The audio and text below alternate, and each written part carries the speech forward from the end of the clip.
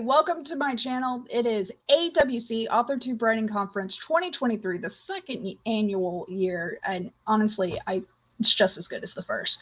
I am Natalie Locke. Oh, and we are sponsored by Fictionary, which I did tinker with yesterday, and it's not too shabby, I might say. It like listed all my characters and everything, and I can merge characters. So like, for example, my main character, her name is Judy, but her ex at one point calls her Judith. Obviously that's what Judy's short for in this instance, at least.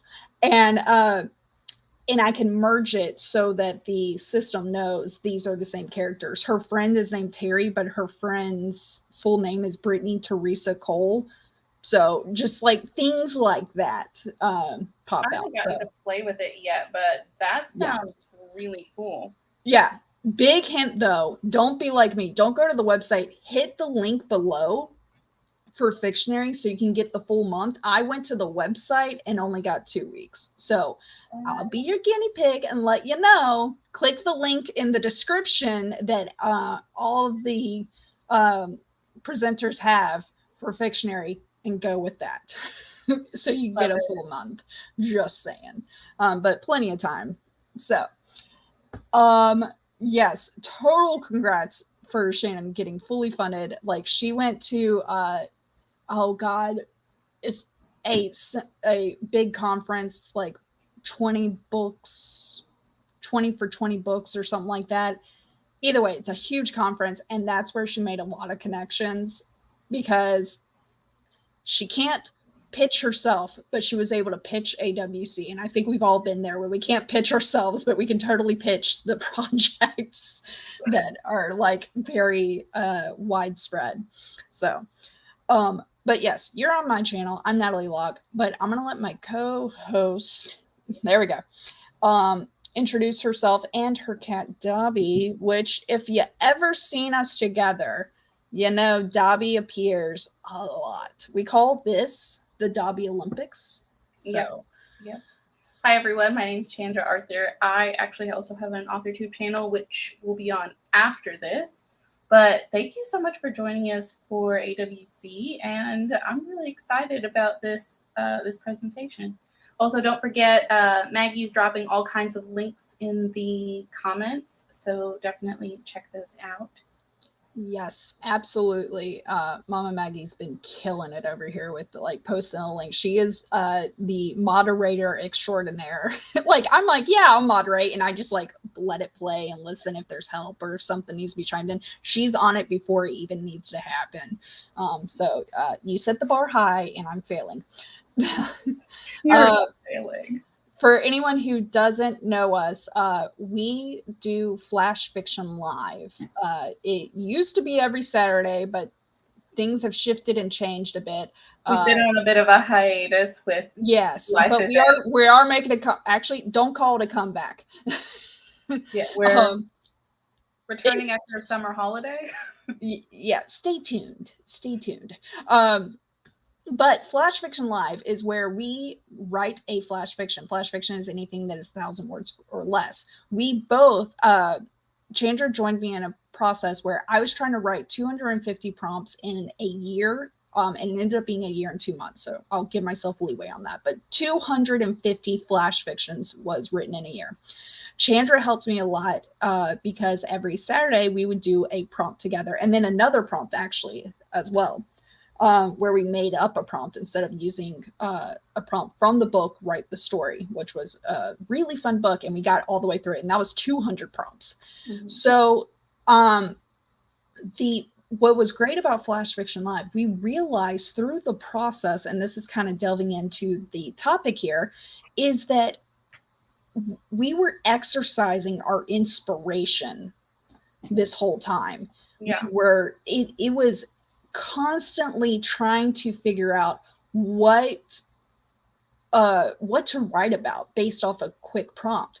And it's not always easy, but for us, it got easier over time. So we want to share tips and tricks of how to expand your own inspiration. So my presentation right here is focused on the inspiration. Chandra's presentation is more focused on your writing, but you need to know more about the world you're in and delving deeper. So these are both about trying to keep writing going, keep the stories flowing, whatever you need. Mm-hmm. So this, as you see, is on the schedule is marked as a workshop. That is because we need you, chat, to play a part as much as possible. As you're going to see in a bit, but we're going to be giving suggestions for shows, podcasts, Reddits and subreddits, hashtags for social media, anything that's in real life, something, and that those categories will be cleared up in a second. But I want you to post up your own ideas, and Chandra or I will click on your comments and flash them up. We may not read it out loud, but we are going to flash them up of different ideas. This is kind of a crowdsourcing thing so that anybody watching this video later can be like, hey, I need ideas about horror and stuff. And they go to the horror section of the slides. Yes, there is a horror section. And I feel like I'm saying it with a WH, not an HOR every single time I pronounce that word. It's fine. They'll know what you mean. It's pretty much the same. But that's the realm we're going down. So crowdsource, I want y'all's input as much as possible on this. So without further ado, these are non-writing resources. And the reason we call it non-writing is we're pretty much talking about entertainment, all right? And it's all about the finding inspiration. Like I already stated, the more you do it, the easier it becomes. It's like a muscle, all right? I can almost do it at the drop of the hat. Now, I will admit, this does not increase the quality of the work. It just increases the quantity, which kind of like in playing poker, you'll eventually get a good hand, okay? If you keep on popping something out, you're gonna get something good, okay? That was one of the things that we learned from writing so much flash fiction is you start to, even when you feel like you've got nothing to work with, you start to pick out the little threads and develop those things more and kind of turn things over in your mind. You start to be able to make something out of nothing. So it does help a lot to get that practice in and to start looking for inspiration everywhere. So, heads up, Evan Gao has text issues with his stream. So if you're looking for that, he's got another stream up, and here is the link for it. All right. I'm going to leave that up for a bit. For anybody, don't worry. It won't hurt my feelings if you leave us. I know you're going to set this to watch later or anything, or set his to watch later, whichever. Heads up though. If you're watching later and you're trying to help increase someone's time, if you watch it at 2 times speed, that time that you were able to shorten it is going to count as the watch time. Mm-hmm. Even though the video was 30 minutes long, it will only count 15 minutes. Just a heads up in case you're trying to be nice. But by all means, I want to make sure that we get Evan the watchers that he shall need. I did see the number drop down. Thank y'all for your honesty. And we're all good. So want to make sure everyone got there. Back to the subject. All right. Inspiration. This is going to help. Don't worry. Now we're going to delve into it. All right. There is different areas that you can gather inspiration from. And like I said, we got shows, books, which I said non-writing resources, but what I'm talking about is entertainment. All right. Things that are not for the purpose of making your writing better. Social media, Reddit, real life podcasts. So if we're talking injuries and attacks, shows like I Shouldn't Be Alive, I Survived, Untold Stories of the ER, Bondi Rescue, any of these, and you're going to also notice I tend, with my examples, tended to go towards reality TV, which we know is sometimes scripted, but for the most part, that is what's going to help inspire you and also keep you safe from, if you're nervous about like copyright or stealing someone else's idea, reality TV is kind of a safe realm to stay in because that's common stories. That's the equivalent of a news report. Okay. And well, the other thing is it's a great way to get exposed to like non-typical injuries or like medical issues and things like that, stuff that you don't see just repeated over and over and over again in stories. Just the exactly everyone gets a broken leg, but how much like you watching those videos, and there are a lot on YouTube and stuff, you get to see what's it like with someone drowning, what's it or even simple, like, so sometimes in Bondi Rescue, and we got other fans in the chat on this, they're helping a kid find their mom, and just seeing the emotions on that child's face, like how are they dealing with it? Are they really reserved and quiet and just glancing around, or are they very vocal, crying and stuff? Like, what were the clues to let you know that this child was lost? But focusing on injuries and attacks, how much blood loss, and then just the natural habitat of like the amount of people that came to gather around the event, depending on how crowded it was there crowd control needed? What equipment did they have to work at that time, being in a remote location such as that? In books, I named two that I've read recently, which was Wild Rescues, about a it is a he's like a national parks ranger. He's been at Yellowstone and I'm trying to think of all the national parks, like the Red Rocks. Red something. He's been in a lot of the national parks, and he's a certified EMT, and would in the summer go to the national parks and do that. But it was so remote, and he talks about the injuries, and of course he changes names and such, but he talks about the injuries and how to get the people out of there. How can he do that?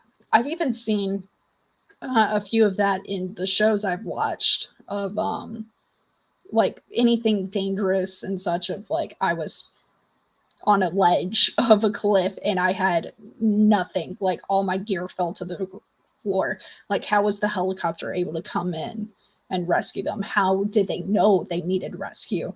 The communication, there's multiple elements here.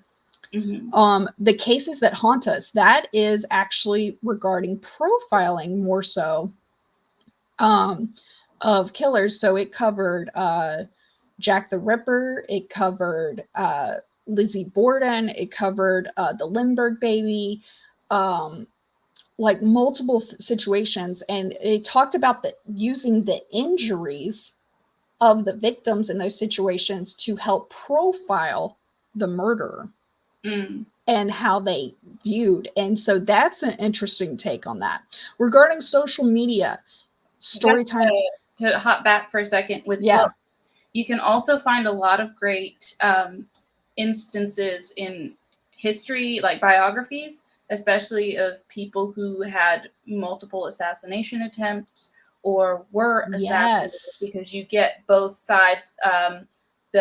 Especially like I just finished reading one about Lincoln and one about Grant, and there were different attempts on both of them, as well as Garfield, and they have the perspective from letters that were written about the person prior to the event, how the victim was thinking, how they were feeling, what their thoughts were about the potentiality of something like that. So even in different instances where there have been books written after the event, if there's a specific type of injury or attack that you're looking at, you can find a lot of interviews finding what the perpetrator was thinking and what they said their motivations were, how they approached it and why, as well as what happened to the person that they were plotting against and what they were thinking and how they were feeling and why. Yes, 100%. I love that input, as well as Jennifer's input about watching FBI Files, The First 48, Rescue 911, maybe older shows, but in this day and age, there's like, if the show exists, you can find it on some stream service. All right. Totally worth it. Like any of the shows are the easiest because at least you're getting the audio, the visual, at the same time. So you can start looking at those nonverbals as well of what people do that you might want to incorporate your writing. How are they reacting to the injury that they have? Are they in shock? Are they, I've seen people just go, can I pop my shoulder in myself? And the lifeguards are like, sure. And just like yank it like this nonchalant kid. So for social media, hashtag storytime, hashtag injury, hashtag attack, any keywords, it's just like any research tool. Just put a hashtag in front of it and see what comes up. It's there. I will have a caveat for some hashtags because you might go down a road that you don't want to sometimes. So that will come up later. For Reddit, if you just, I did a quick search for survived, attacked, injury, lifelong injuries, anything like that, it will get where you are. And the nice thing about that too is you'll find a lot of times people are wanting to share their stories or like ask me anything on a specific subject so you can interact. Like, some people are willing to, and they put it out there for that purpose. So, it's not invasive or anything like that. People are wanting to share their stories and, allow 100% questions. Even interviews, like interviews with doctors or EMTs or the people that face this stuff. That is a really good thing. Mm-hmm. And then real life, watch the news. There's always about shootings and such like that. And so that kind of lets you, with that, you're not going to get too much detail about like injuries because they do try to protect the person. But in cases of bad situations where there's multiple casualties, maybe car wrecks or something.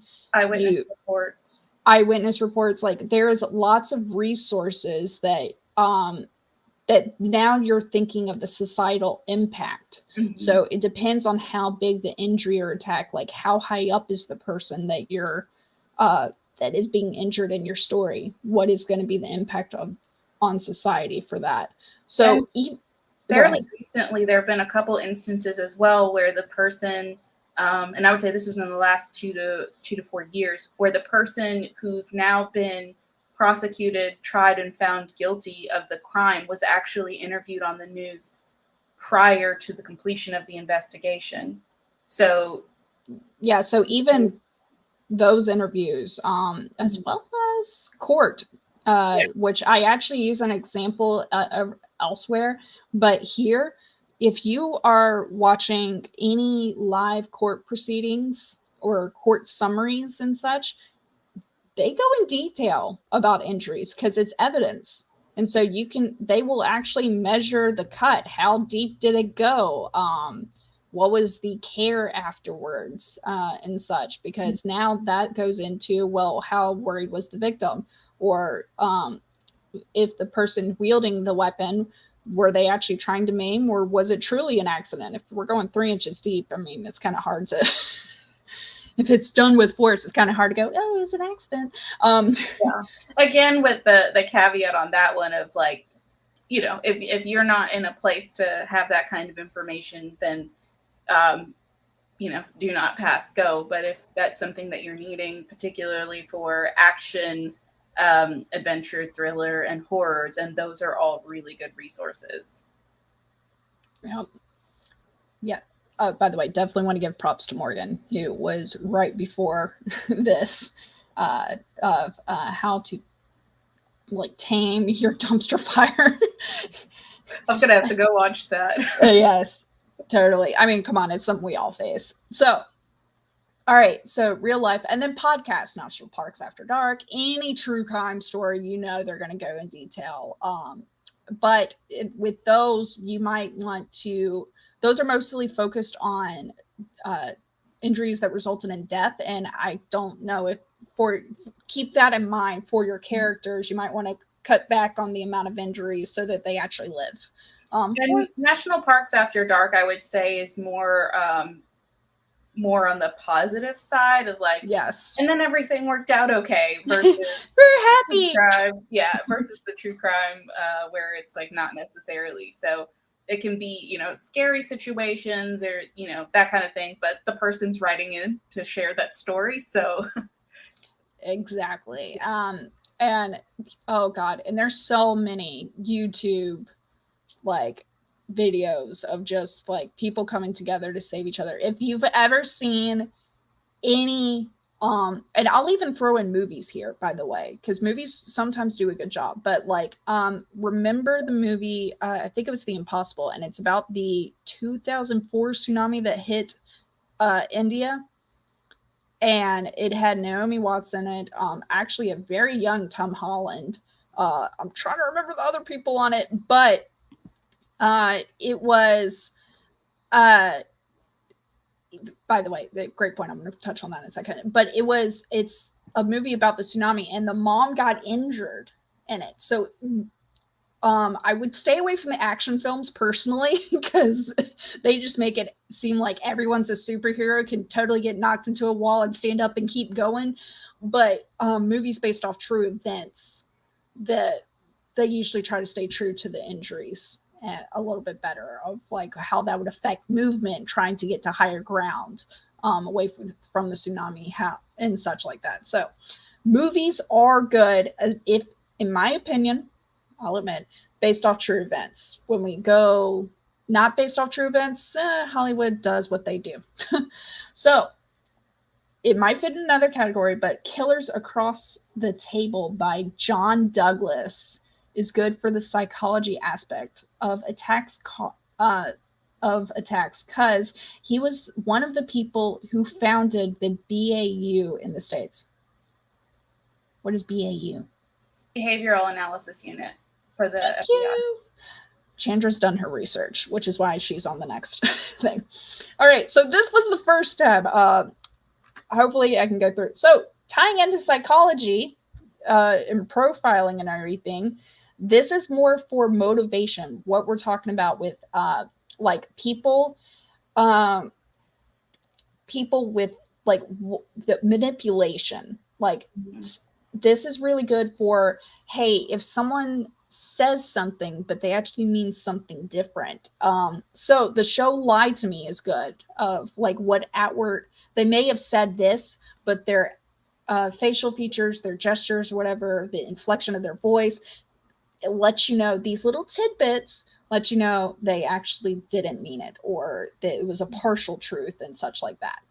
There's also a YouTube channel where they will analyze specific people or for specific situations. So that can be really helpful if you're looking at a similar situation or wanting to create that kind of tone.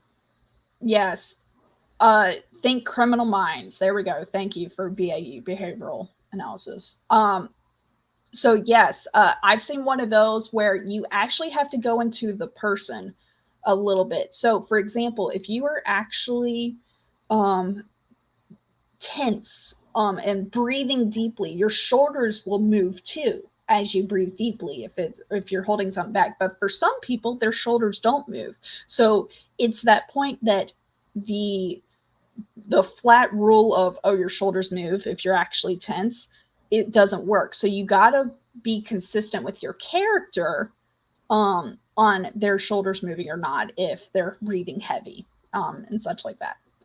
So books, self-help books are perfect for this category of motivation and everything, because it always goes into, you're doing this wrong, you need to do this, like, and this is why you do it. All of those are great. Psychological genres, all the sub ones like thrillers, horror, and everything, and how they pick apart, those will let you know what to give to your readers if you need to create suspense, what you need to give them to confuse them and such. Like it is, and then give it to your character, especially if your character is very manipulative and controlling or in control or has a certain motivation that is guiding them. Psychological thrillers are great. Yes, physical tics should be repeated throughout the story, but not too much. You don't want it to become like a crutch. Like I say just a lot in my writing, and I got to cut it out. Same thing with the tics. You don't, if you hit it too hard, it becomes obvious and your reader feels like they're being like told, hey, pay attention to this, dum dum, and they don't like that. So social media manipulated social experiments. This is really good. There was an actual, it might still be on Netflix, but it was called The Push, and it was all about how you slowly ask for something, and then you build up from there to the point where you can manipulate someone to push someone else off a building. Mm-hmm. And the social aspect of that was interesting. There was actually a show a long time ago called Joe Millionaire, where it was actually all actors except one guy who was, or it was called Joe Schmo Show, actually. And it was, the guy was real and everyone else was actors. And it's kind of interesting how that played out and what they did and what they thought they could control about them. There's YouTube videos on it about too. All right, Reddit. Am I the asshole? We kind of brought this up, but those stories are great, especially because those most of the people understand they are supposed to show both sides of the argument.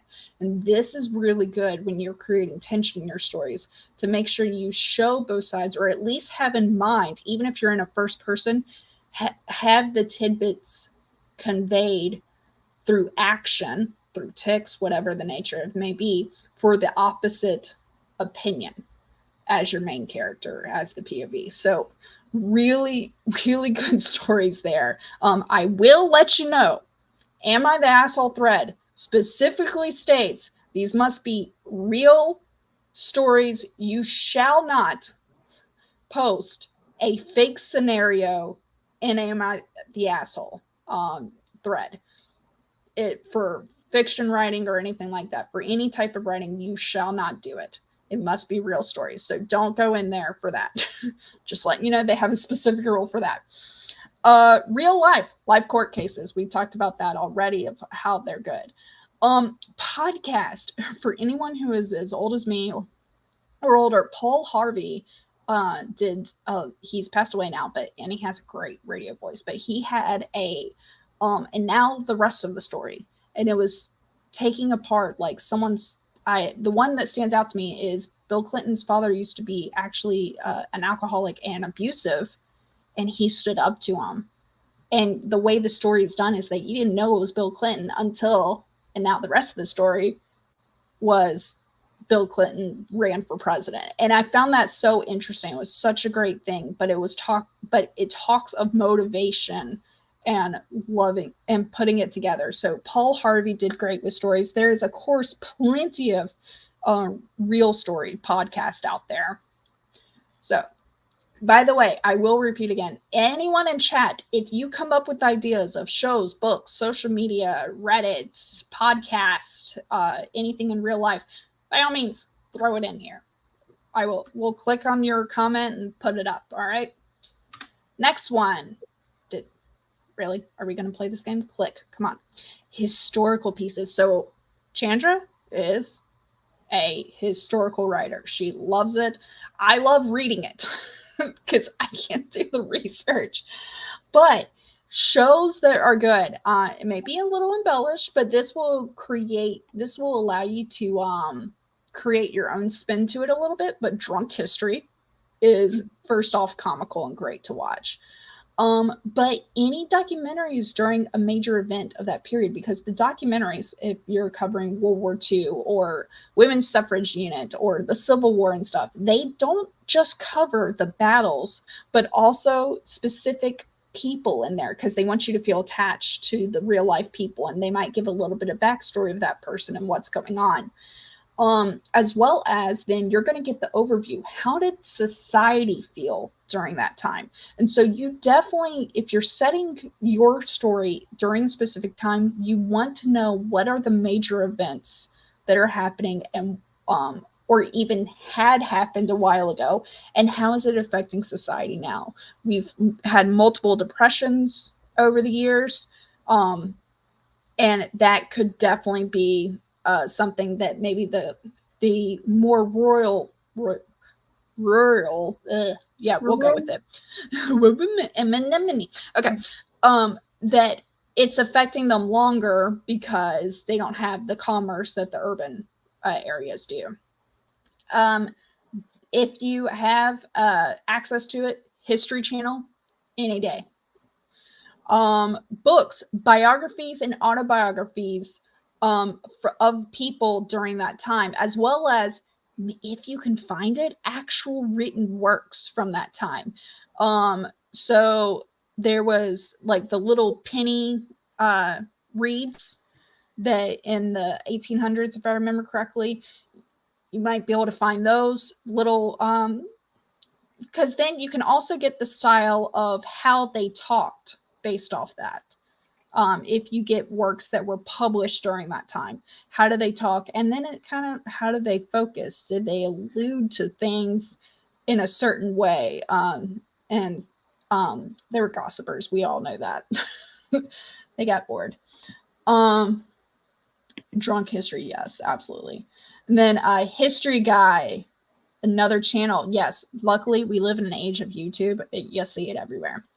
And I think Maggie did also mention Bailey Sarian, who, yes, Murder Mystery Makeup Monday is fabulous, but also has a dark history podcast that you can check out that is quite good.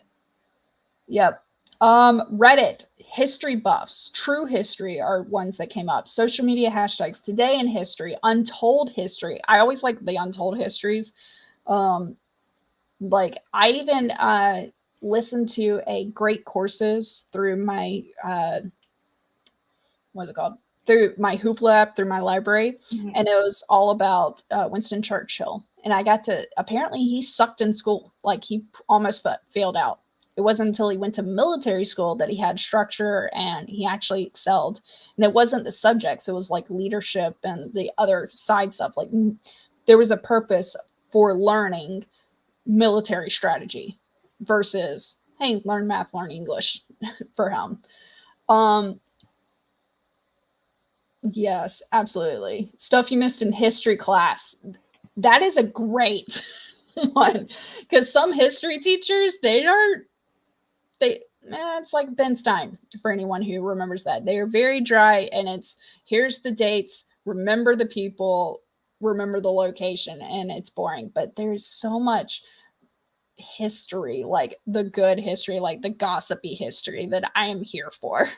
I think Crash Course is a great resource. Exactly, Crash Course. All right. Real life. Go see reenactments, because you're going to be able to see the as close to the material that was used. Historic tours, if you live in an old city like Boston or Savannah, depending on how far back you're trying to go. Museums, if they have a specific exhibit that's tied to it. Any of those. My daughter had a history teacher who would cosplay as historical characters. Oh my God. So I love that. Oh my gosh. And then actually there is some comedians who there was a comedian who said he taught history, but he said to teach it for Gen Z, he like broke it down into a complete skit using today's slang and terminologies of like what happened between America and Britain, and he's like, and then your homeboy came, and it's just hilarious. So there's definitely lots of options there. For fantasy, just about any show. This is where we can't go realistic. I know I said before, try to stay to like reality TV and stuff, not game shows because those are rigged, but true stories. But with fantasy, it's a little more difficult unless we're talking people, and it still could be fake, of people reenacting their they think they might have encountered alien beings, or they think they are reincarnated. Those type of stories would be applicable, but for the most part, you're researching other people's dreams in this. So Buffy, Bewitched, Supernatural, C more recently on Apple TV, Ghost Rider on Apple TV, The Good Place, The Rings of Power, for my Lord of the Rings fans on Prime, Our Planet. So that is a documentary. Our Planet. They got Our Planet and Our Planet 2, the universe and stuff like that. Those are good because now we're talking about seeing things that not every human sees. Areas, and this is more for like good areas of the world that you're not going to go underwater and see like the way the wildlife is there, or go to the tundra and stuff. Like you get to see like areas that have been untouched by humans for years. Life After Humans. Yes, I remember that one.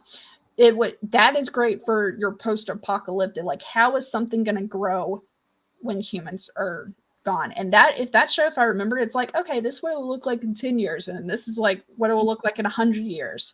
So, books. Here's where we're relying on. Look at like original myth, legends, proverbs, fables, the first stories from different countries and everything. So look for good translations. But I mean, a lot of people focused on the Greek and the Norse mythology. There's an entire like Asian mythologies. There's multiple things. Countries that we don't even consider, Indian mythologies, Native American, as well as from India. Like so many just mythologies that you're probably not familiar with that would be great to And a lot of those inspire you. Aren't taught in, schools in Hell America. no, they're not taught. It's definitely something to kind of like branch out and get more inspiration and more ideas, because a lot of times, even when you feel like you're creating something completely new, it actually harkens from a different time. Yeah, Ghost Whisperer, if I remember correctly, that was God, I forget. It. Yes, I was like, what is her name? I want to say Melissa Joan Hart. I'm like, no, another 3 name person. Reddit, if you search for the fandoms discussions, and don't forget video games. Not every video game, unlike The Witcher, is created into a movie and such like that. So with like video games with hunting, like Uncharted series deals with a lot of history because the guy is looking for really old events. Tomb Raider, like Lara Croft, they're all looking for these artifacts that history has almost forgotten about. So they explain the stories behind it. On social media, if you just look up for any item you're looking for, #elf, which you might get movies, by the way, for that, or elf on a shelf, hashtag like manticore, kraken. Like if you're looking for specific creatures, you're gonna get what's great is that you'll get artworks and many people's depiction of what it would look like, and then you can formulate your own idea of how to describe this beast that could be good in your writing. For Reddit, already talked about that. Real life, correlating things. So this is kind of like a make up your own scenario. So go out on your back deck in the evening. You hear the crickets. What if you didn't know it was crickets making it? What would you think it was? And here's the part with that. You only hear crickets in the evenings. So do the crickets scare away the sun and that's why it sets? Or when the sun goes away, they're afraid of the sun and that's why they sound off in the evening and stuff. Like, so things like that, if you just use your senses in your environment, like thinking about something differently will help guide your fantasy.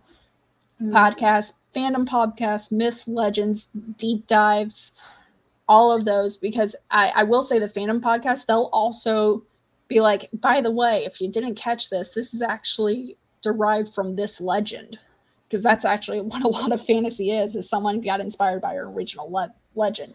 To your example about the do the crickets scare away the sun, the beautiful thing about fantasy is that could actually be true in your story. So don't discount it just because it seems like a bit of absurdism, but sometimes that's what's necessary to completely turn a world on its head. Exactly. So sci-fi, again, we're relying on other people's stuff. There is a little bit of reality in here that I can throw in, but Stargate, Star Trek, if it's got star in it, go for it. Star Wars, any high-tech future show, how the universe works, how it's made may seem odd here. But if you think about things being, and I said our planet again, but if you think about things being made and how it's made, we have so many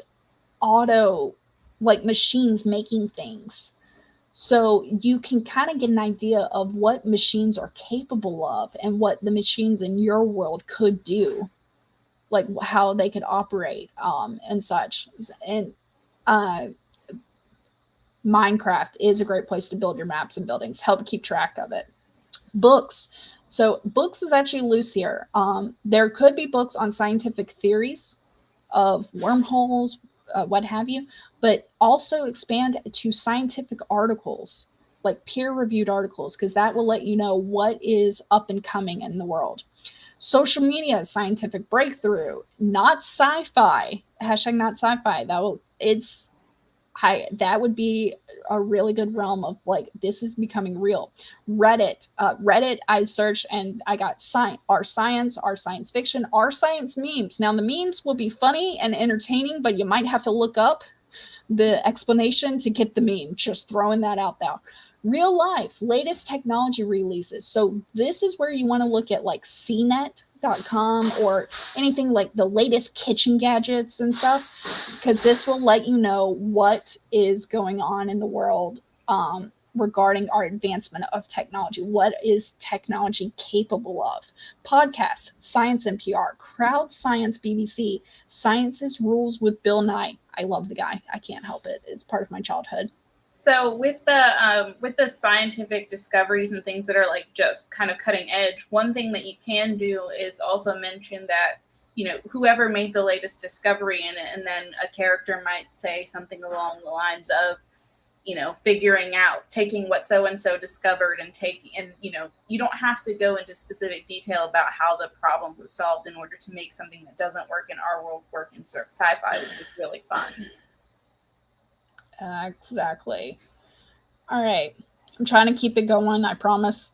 Movement, face. So now we're talking about the characteristics. Shows, this is where I think workout videos, drawing faces, silent movies, silent movies are great because they really focused on the person's expression to show what's going on. And it may be exaggerated, but you as the viewer can go with it. I say workout videos because in workout videos, they have to be creative in explaining what they want your body to churn and do. And that will help you explain the movement of your characters as well. Like face your palms together and put your palms together, you know? And so that is where those will help you control movement, talk about the face and how it changes. Especially there is apparently facial yoga. And so that will actually tie to the face of what you might need your character to do to show that. Books, any body language guidance, like how to read body languages, because they're going to be describing the body and how it's shaped and moved. You think Superman stance, you got an idea of bald fist on the hips, feet spread wide. All right. Social media, hashtag body language, nonverbal. Now that may send you down a realm of children who are nonverbal, but we could look up nonverbal cues, because there's that saying of like 90% of the conversation is not what's said. Mm-hmm. It is not the voice. So any memes with faces, think about the like first world problems, like face like that, or the woman staring through glass and it's all the math around her, or the success kid and stuff, like how the names and words that people tie to those.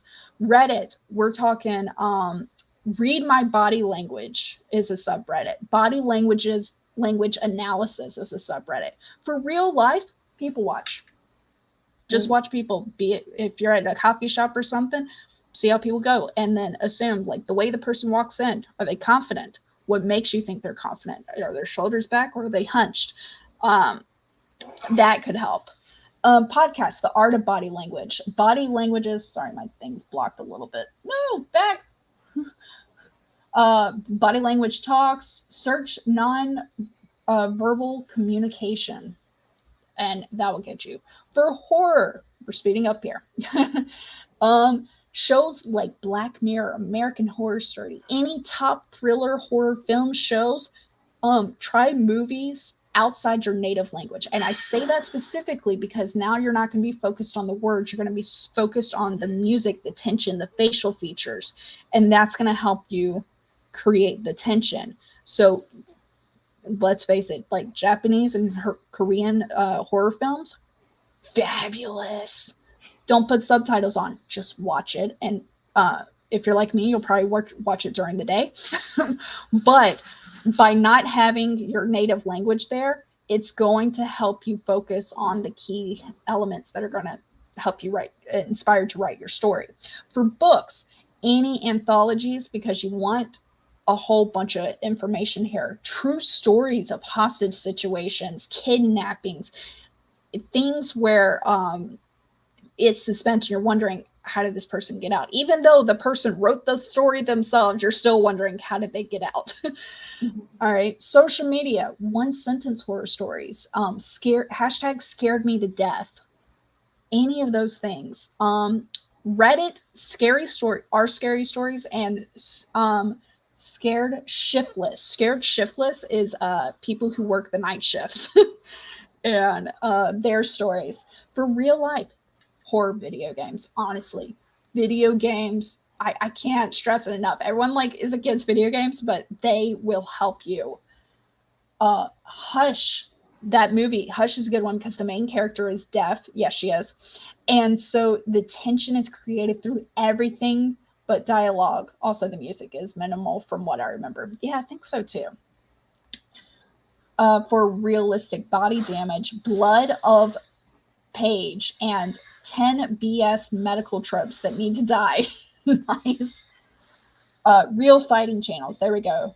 Historical archery will give you real idea about weaponry. Perfect.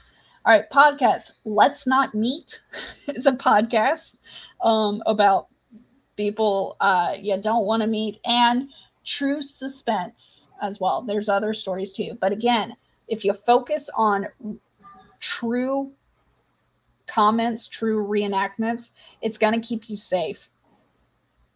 Final tips, stick to the truth and then expand from there. Always think, even if it's just a blip, okay? You don't have to write everything down. You can, it'll be fine. And if you read the story and it sucks, read the comments. The comments might make the story better if you're in Reddit or on a social media like Twitter or anything like that. Read the comments because the comments, they expand further. And you'll learn just as much from the bad examples as you do the good. I should have switched that around. But the bad examples, the comments are usually what save it. And then scared of copying, just use your own life and embellish where you can, because who cares? No one's going to come at you.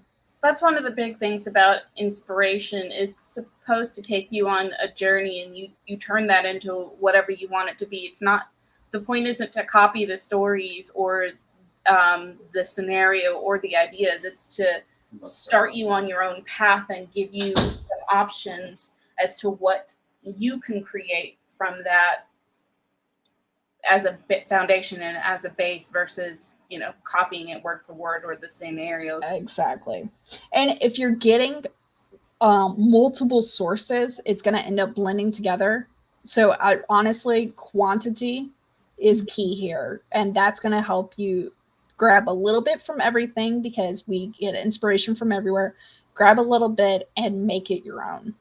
And that's a really good point, is to flood yourself with all these different scenarios, all these different types and styles of information, so it kind of gels together and your brain will turn it into something else versus having that temptation to be like, oh, this is like one thing. I love this hashtag. Came in late, but enjoyed what I caught. Team AWC replay. Yeah, my my list of watch later is extensive, and I even have replays from last year's AWC that I haven't watched. I feel like too, so many of them you can use or like save it for like, oh, I know I'm gonna be working on this. True. Or I'm not here yet, but this is going to become relevant for me later. So definitely. Very true. I like that methodology. And luckily they're named great. Yeah. So make sure you check out Fictionary. Here's an idea with Fictionary. If you click on the link and they don't ask for your payment, by the way. You just give your name and your email. So it's not one of those things where you're going to have to remember to cancel on a certain day. Otherwise, they'll charge you. They just ask for your name and your email. So click on it because those numbers of people signing up through this link is going to help AWC get future sponsors. Mm-hmm. And I love AWC and I want to see them come back every single year. So click on the link. Even if you just are going to use it for a month and then be done, cool. Please do. And you can definitely, try it out and just see if it's something that, like, I'm not here yet, but I'm going to use this later. Go ahead and give it a try and see how it can support exactly. you. So I think I know the answer to this question, Natalie. But which one of these is your favorite approach? I feel like I know what you're going to say, but I want to ask.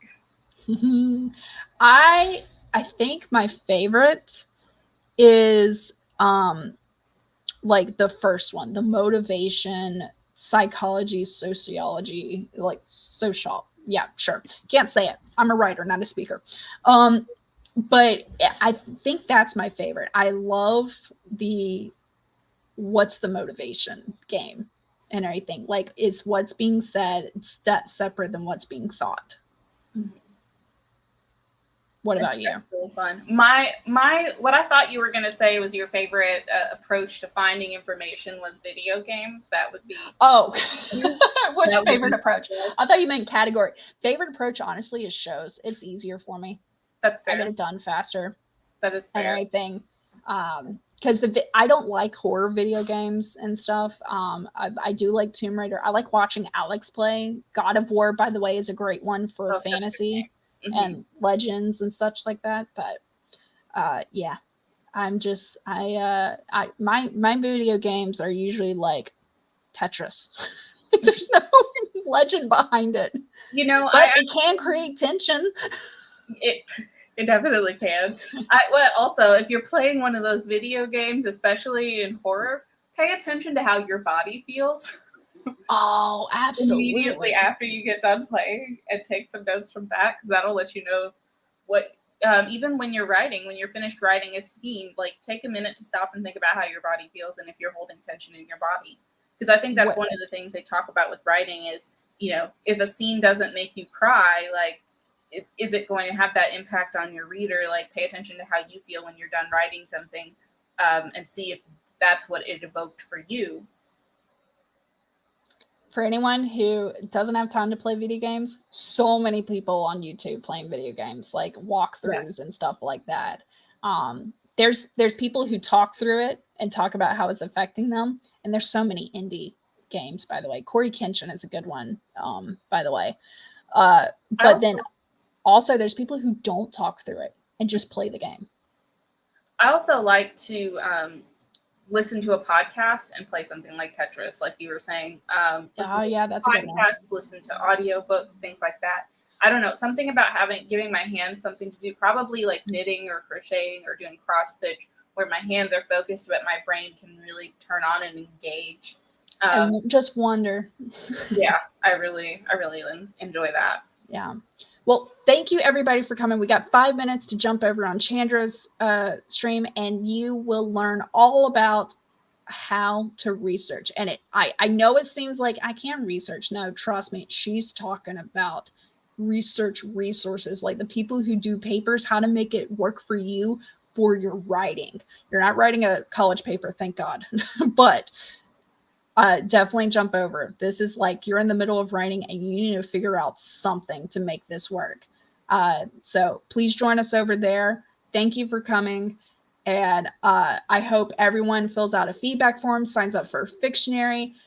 Every feedback form you you fill out puts you in for one of the 45 giveaways. So just throwing it out there. All right. Thanks, everybody. See you over there. Bye.